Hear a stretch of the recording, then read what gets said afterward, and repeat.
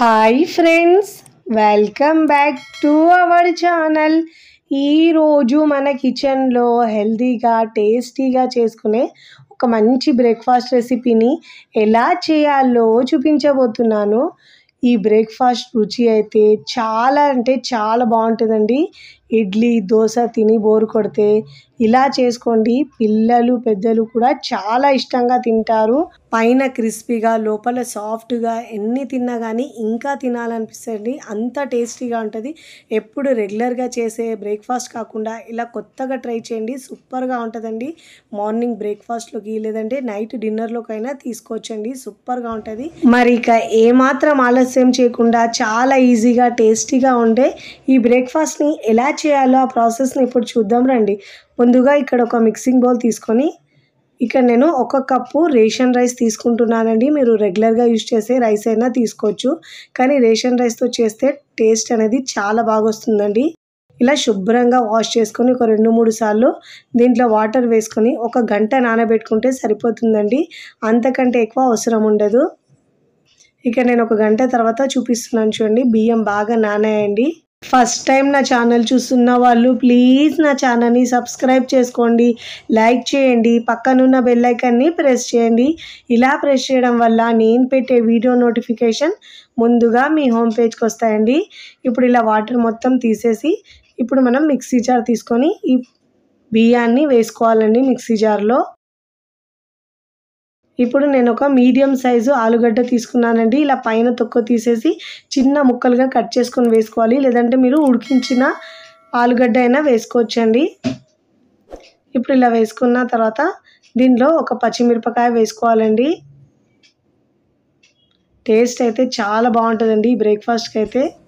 ఇప్పుడు ఇలా పచ్చిమిరపకాయ వేసుకున్న తర్వాత 1 ఇంచ్ అల్లాన్ని మనం ఇలా ముక్కలుగా కట్ చేసుకొని వేసుకోవాలండి. దీంట్లో ఇలా అల్లం పచ్చిమిరపకాయలు ఇలా మనం దీంట్లో జీలకర్ర వేసుకోవడం వల్ల టేస్ట్ చాలా బాగా వస్తుంది.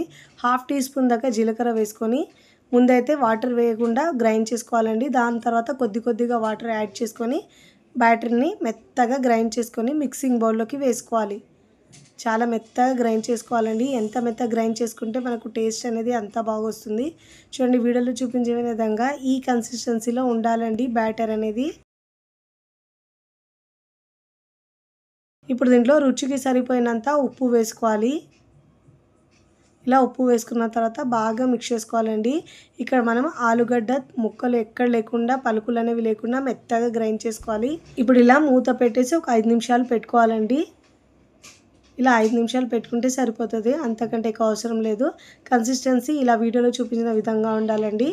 అడుగు మందం ఉన్న కడాయిని ఇలా స్టవ్ మీద పెట్టుకొని ఒక 1/2 టీ స్పూన్ దాకా ఆయిల్ వేసుకోవాలి. ఆయిల్ వేసుకున్న తర్వాత బ్రష్తో లేదా స్పూన్తో ఇలా స్ప్రెడ్ చేసుకోవాలి. ఇలా స్ప్రెడ్ చేసుకోవడం వల్ల మనం ఇలా బ్రేక్ఫాస్ట్ చేసేటప్పుడు అడుగు అనేది అంటుకోదండి అస్సలు. ఇప్పుడు 1 గరిటె బ్యాటర్ వేసుకోవాలి. వేసుకొని మంటను లో ఫ్లేమ్లో ఉంచేసి మూత పెట్టేసి ఉడికించుకోవాలండి. హై ఫ్లేమ్లో ఉంచితే మాడిపోతుంది. మంటను లో ఫ్లేమ్లో ఉంచి మాత్రమే ఇలా ఉడికించుకోవాలి. ఇలా ఒకవైపు మంచిగా కాలిన తర్వాత మరోవైపుకి తిప్పుకోవాలి. ఇక్కడ నాకు క్లిప్ మిస్ అయిందండి. ఒక 1/4 టీ స్పూన్ దాకా వంట సోడా కూడా వేసుకోవాలి దీంట్లో. ఇలా 2 వైపులా మంచిగా క్రిస్పీగా కాల్చుకొని ఇప్పుడు ఇలా కాల్చుకున్న తర్వాత ప్లేట్లోకి తీసుకోవాలండి. పైన క్రిస్పీగా లోపల సాఫ్ట్గా చాలా బాగుంటుంది. ఇప్పుడు ఇదే విధంగా మిగతా పిండితో కూడా ఇలా 1 బై 1 బ్రేక్ఫాస్ట్ని రెడీ చేసుకోవాలండి. 1/2 టీ స్పూన్ కంటే ఎక్కువ ఆయిల్ అవసరం ఉండదండి దీనికైతే. ఇలా బ్యాటర్ వేసుకున్న తర్వాత మూత పెట్టేసి ఉడికించుకోవాలి. ఒకవైపు చక్కగా కాలిన తర్వాత మరోవైపుకి తిప్పుకోవాలి. 2 వైపులా మంచిగా గోల్డెన్ కలర్ వచ్చే వరకు కాల్చుకోవాలి. ఇలా మంచి గోల్డెన్ కలర్ వచ్చిన తర్వాత ప్లేట్లోకి తీసుకోవాలి. ఇదే విధంగా మిగతా వాటిని కూడా 1 బై 1 చేసుకొని ప్లేట్లోకి తీసుకోవాలి. నేనైతే ఇక్కడ అన్నీ చేసుకున్న తర్వాత సర్వింగ్ ప్లేట్లోకి సర్వ్ చేసుకున్నాను. చాలా ఈజీగా టేస్టీగా చేసుకునే ఈ బ్రేక్ఫాస్ట్ మీకు నచ్చితే తప్పకుండా ట్రై చేయండి. ట్రై చేసి ఎలా కుదిరిందో కామెంట్ ద్వారా తెలియచేయండి. పైన క్రిస్పీగా లోపల సాఫ్ట్గా చాలా బాగుంటుంది. నచ్చిన చట్నీతో సర్వ్ చేయండి, రుచి సూపర్గా ఉంటుంది. వీడియో నచ్చితే లైక్ చేయండి, ఫ్రెండ్స్ ఫ్యామిలీకి షేర్ చేయండి. మరికొన్ని టేస్టీ సింపుల్ క్విక్ రెసిపీస్ కోసం టీ కిచెన్ని సబ్స్క్రైబ్ చేసుకోండి. కమెంట్ చేయడం అస్సలు మరవకండి. Thanks for watching.